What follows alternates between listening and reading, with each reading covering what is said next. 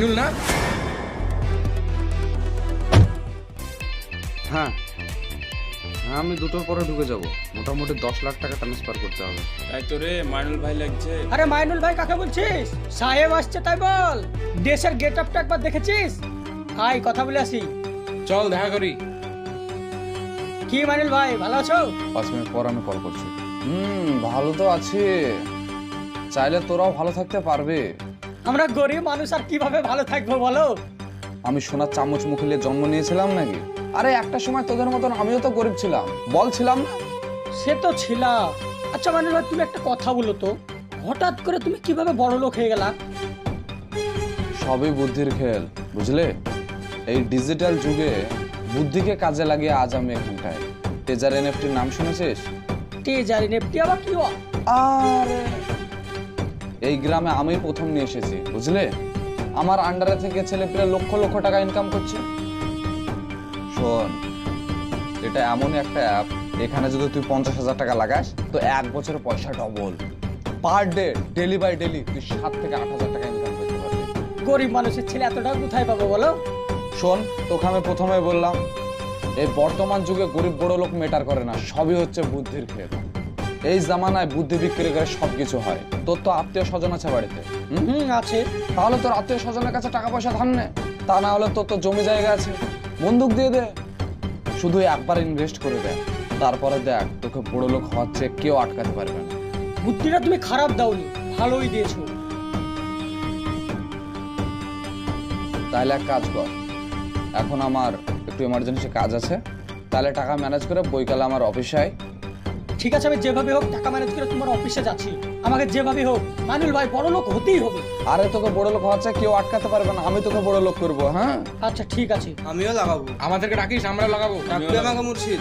ঠিক আছে তাহলে সবাই লাগাবো। মাইনুল ভাই বিকালে আসছি অফিসে।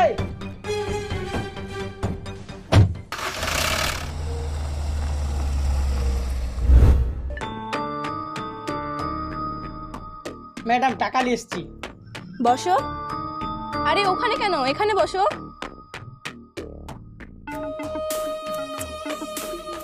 আরে তুমিও তো ভয় করছো কেন? আমি তো তোমাকে বলেছি তোমাকে বড়লোক করার দায়িত্ব আমার, আর আমি আমার কথার খেলাপ একদম করি না। দেখেন ম্যাডাম, বড় লোক হতে আমারও ইচ্ছা করে জানেন, কিন্তু এতগুলো টাকা জলে চলে যাবে না তো? আরে তুমি টাকা থরি না জলে দিচ্ছ যে তোমার টাকা জলে চলে যাবে। তুমি তোমার টাকাটা এমন জায়গায় ইনভেস্ট করছো না, কালকে ডাবল হবে, তারপরের দিন দেখবে টাকাটা ট্রিপল হয়ে গেছে। আর এতগুলো টাকা পেলে তুমি তো বড়লোক হবেই, একদম টেনশন করো না। না তাও টাকাটা নেন। আচ্ছা কত আছে এখানে? 1 লাখ টাকা। তোমার মোবাইলটা একটু দাও।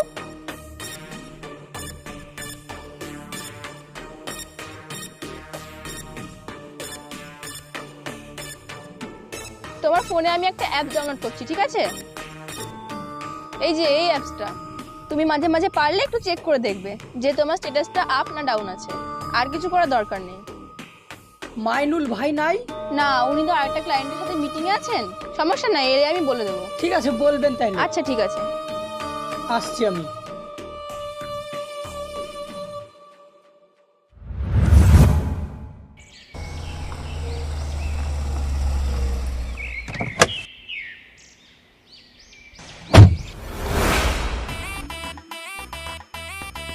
তোমার দোকানে বাকি ক টাকা আছে গো?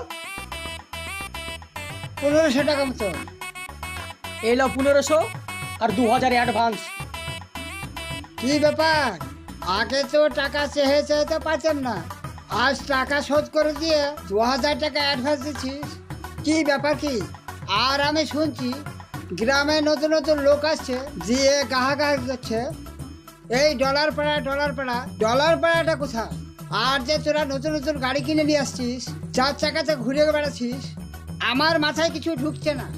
শুনো চাচা, মানুষ না সব সময় এক থাকে না, সময়ে পরিবর্তন হয়ে যায়।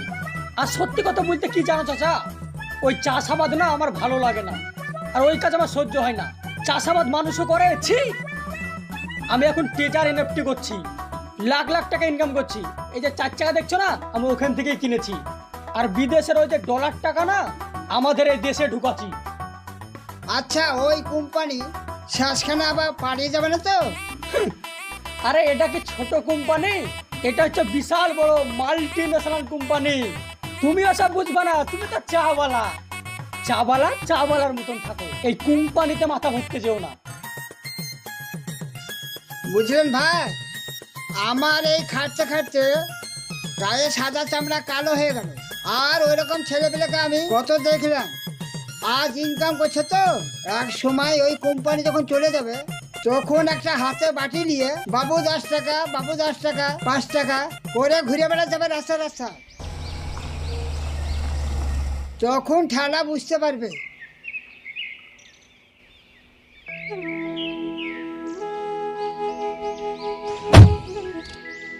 কেমন আছেন চাচা? হ্যাঁ ভালো আছি। দুটো রস দেন। হ্যাঁ দিছি। এখন তো দেখছি তুমি খুব সুখী আছো। আছে, মোটামুটি ভালোই আছে চাচা। এটাকে বোমা নাকি? আরে না চাচা, কি কথা বলছেন? এটা হচ্ছে আমার কালেকে, একসঙ্গে অফিসে কাজকর্ম করে। ও বোমা হলে তো ভালোই হতো। তো ভাইপো, তোমার এত টাকা পয়সা হইলো কই থেকে? তুমি এমন কি কাজ করো?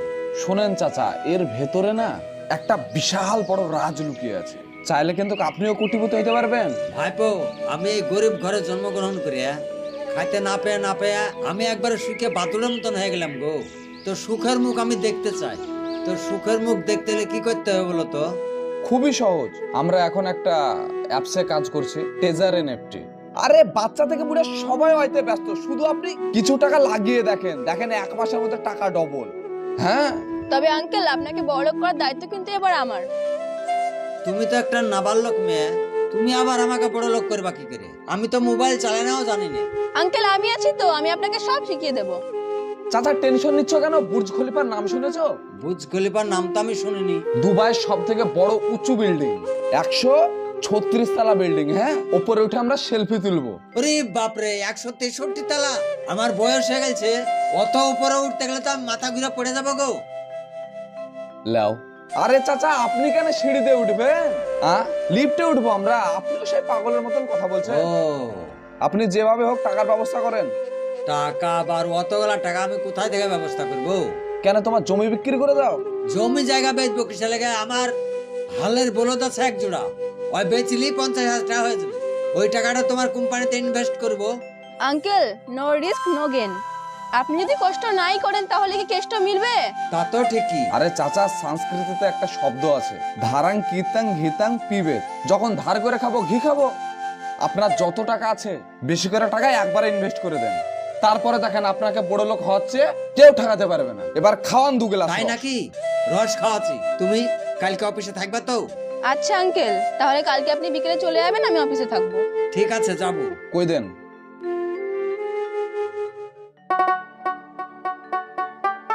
আয় আয় আয় রে।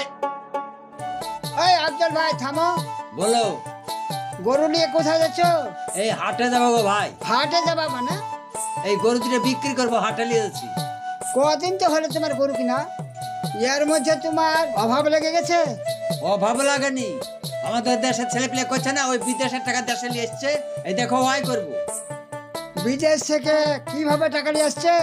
ওই মোবাইলে কি করে নিয়ে এসছে, আর ভালো মন্দ আমি জানি না বেশি।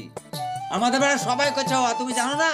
শুনো, ওই লোকের পাল্লায় পড়ে তুমি এসব করতে যাও না, শেষ পর্যন্ত না ওই ছিড়িয়ে বেড়াবা।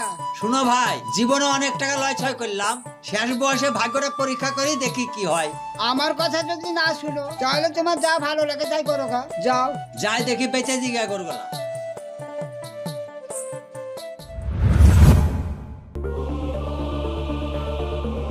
ওই যে মাইনুল আসছে রে। এই মানিক ভাই, এই দাঁড়াও তুমি।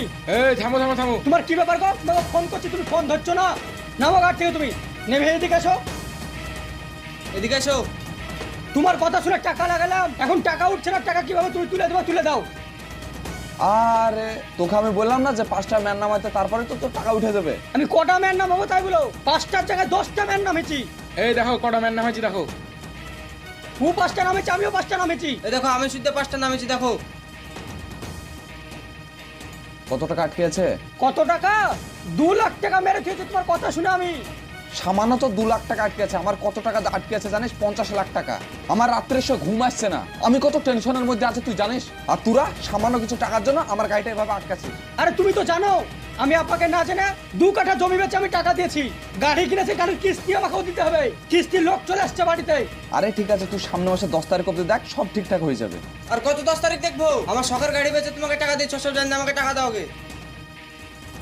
ঠিক আছে, তোরা সামনে মাসের 10 তারিখ পর্যন্ত দেখ, যদি টাকা না উঠে আমি যে কোনো একটা ব্যবস্থা করব। ঠিক আছে, সামনে মাসের 10 তারিখ পর্যন্ত দেখছি। আর 10 তারিখে যদি টাকা না উঠে তাহলে তোমার সাথে কিন্তু বড় ধরনের ঝামেলা লেগে যাবে। ব্যবস্থা নিবো কিন্তু আমরা। এই চল, তা না হলে তোমার প্যান্ট জামা খুলে নেবো আমি।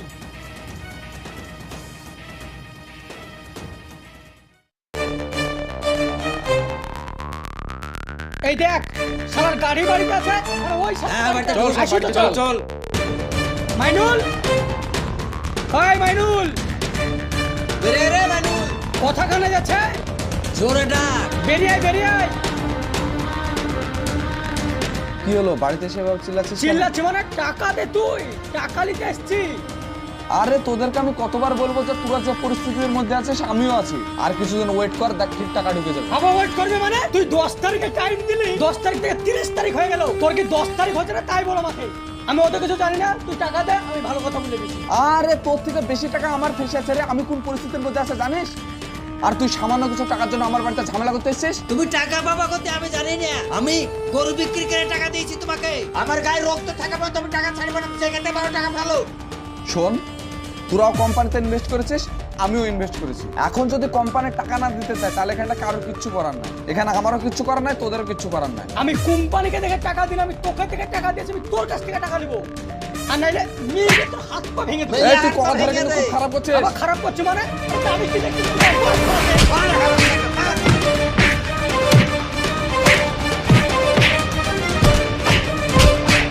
থাম থাম, শোন, গায়ে হাতে কিন্তু খুব খারাপ করছিস তোরা। খারাপে দেখেছিস কি? খারাপ তো এবার হবে। চল চল দেখা। ওই রাস্তায় নিয়ে চল, তারপর দেখছি। টেজার এনএফটি, আশা করি নাম আপনারা সকলেই শুনেছেন, নতুন করে বলার কিছুই নেই। এই অ্যাপটি এসেছিল 2022 সালে। এই অ্যাপে অনেক ছেলে মেয়ে টাকা লাগিয়েছিল, কারোর টাকা উইথড্রল হয়েছে তো কারোর টাকা এখনো পর্যন্ত পেন্ডিং রয়েছে। এটা হচ্ছে এক ধরনের ডিজিটাল চোর ব্যাংক, মানে একজনকে দেখে 10 জনের কাছ থেকে টাকা ইনকাম করে নেওয়া। তাই আপনাদের বলছি, এই ধরনের অ্যাপ ভবিষ্যতে আরো আসতে পারে। এইসব অ্যাপ থেকে আপনারা যত দূরে থাকবেন তত আপনাদের পক্ষে ভালো। সো ভালো থাকবেন, সুস্থ থাকবেন, দেখা হচ্ছে আপনাদের সঙ্গে আবার নেক্সট ভিডিওতে।